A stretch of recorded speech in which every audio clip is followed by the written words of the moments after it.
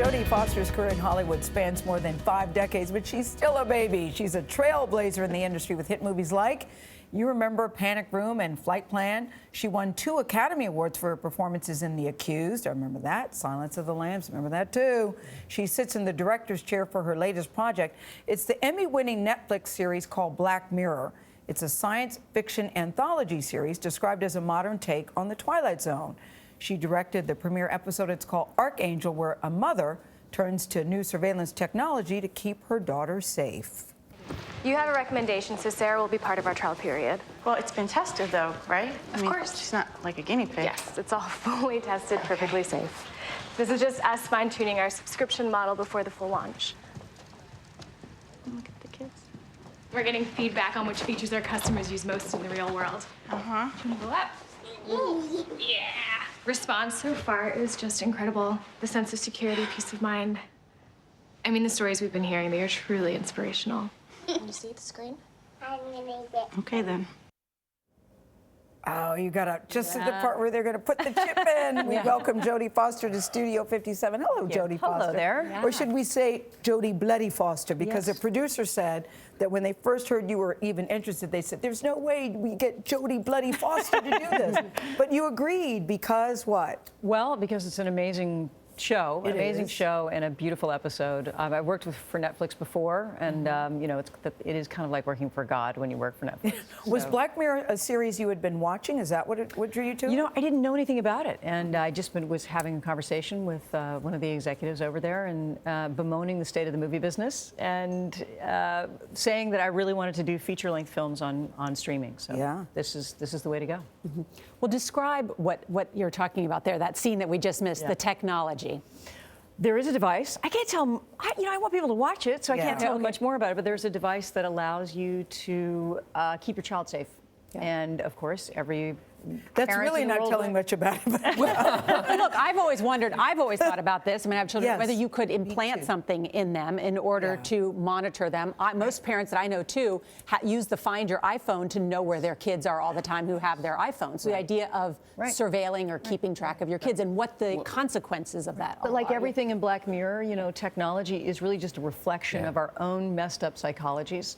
And the technology itself is benign. It doesn't have feelings. It just does what we asked it to do. And unfortunately, it highlights the crazy dynamics and psychology of our family lives. And of parenting where the tighter you squeeze, it's like a bar of soap. The tighter you squeeze, the faster it slips out of your hands. Yeah, I mean, you've seen that movie Boyhood, and in some ways this film has that similar feeling where you see a child, you start with the child from the beginning, from the time that she's born, and then you follow her until the end of her adolescence. And there's something, you know, you feel possessive of her, and you feel possessive of that life. There's a part of you that wants to take care of her, and there's a part of you that wants to handicap her, to stop her growth. And Jodie, what do you? So it's a mother and a daughter. That's not spoiling anything. We see that. How do you think that was different? You know, they say you raise daughters and you let sons grow up. Is that a part of the dynamic? Could it have worked with a mother and son?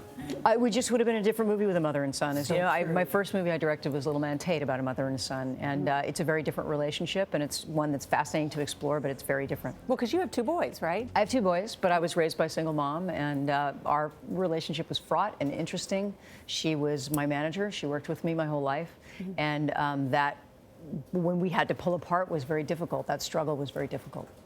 And you know what else the producer said about you is that you didn't just do it, you also became very engaged in the process.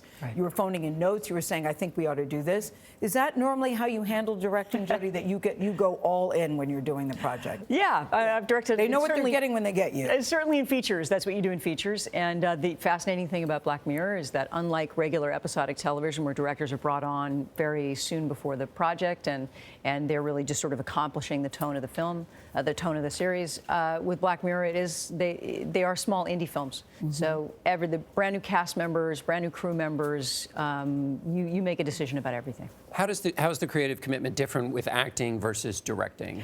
It's polar opposite, really. It's a complete commitment to be a director, and in some ways, you know what? Because I do both, and one part of me likes to play characters that aren't me. And so I ask questions, you know, what would happen if this happened to me, and how would I survive?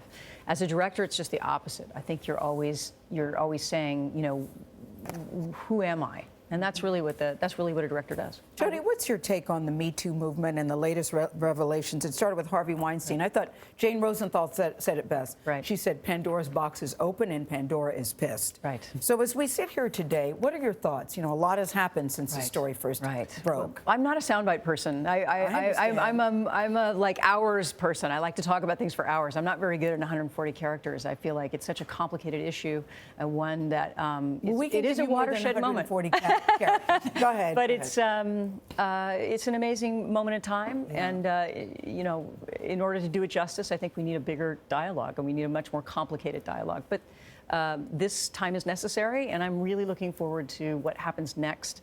Like all social justice movements, I think we're all looking forward to how we can heal, and we want to hear other voices. We want to hear the other side as well, and we want to hear in order to really change things. Justice via Twitter is not the right way to go. It's not good. You know, it's so interesting that you say that, because I use the word reckoning on the air. Yes. And I've been thinking a lot about at some point we'll reach a period of reconciliation. And that's the next part of this. Yeah, I mean, if we look at, you know, what happened after apartheid, you know, that's such an amazing idea that Desmond Tutu had to say we need truth and reconciliation. And we needed that after this. During civil rights, you know, we needed that after slavery. We needed that during other social justice movements, and I'm really looking forward to that. I'm happy to go to Davos or something and start a. Start it. Thank you, Jodie Foster. Always great to have you. People would listen to you, The new Jodie season Foster. of Black Mirror will be available to stream on Netflix starting December 29th.